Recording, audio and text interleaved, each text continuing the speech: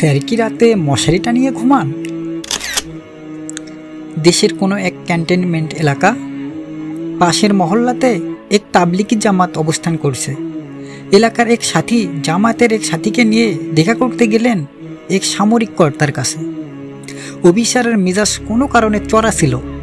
দাওয়াতি কাজে আসা লোক দুটি অফিসারের বাসার রুমের দুয়ারে দাঁড়িয়ে সালাম দিতেই অফিসার তেলে বেগুনে জ্বলে উঠলেন। এই মিয়া, কি চাও? হ্যাঁ, খালি আল্লাহ খুদা করো, কাউরে দরাই না, হ্যাঁ যাও। ধমক শুনে দুজন দরজা থেকে সরে গেলেন, কিন্তু পর মুহূর্তেই জামাতের সাথীটি রুমের দরজায় ফিরে এসে বললেন, স্যার একটা কথা জিজ্ঞেস করি। আবার কি কথা? স্যার কি রাতে মশারি টানিয়ে ঘুমান? হ্যাঁ ঘুমাই তো। না স্যার, তেমন কিছু না, আপনি আসলে মশাকে ভয় পান।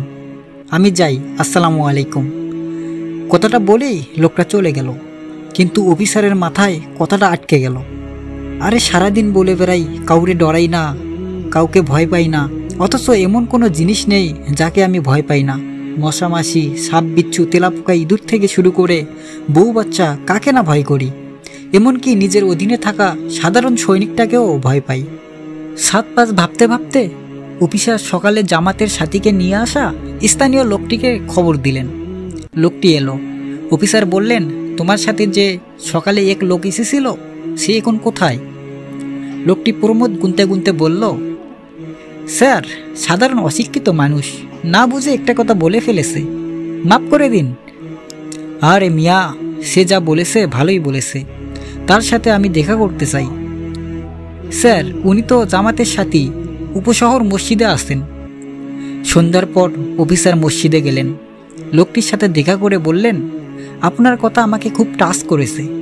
লোকটি বললেন, আসলে স্যার আমরা যদি সঠিকভাবে আল্লাহর ভয় অর্জন করতে পারি তাহলে সমস্ত সৃষ্টির ভয় অন্তর থেকে বের হয়ে যাবে ইনশাআল্লাহ।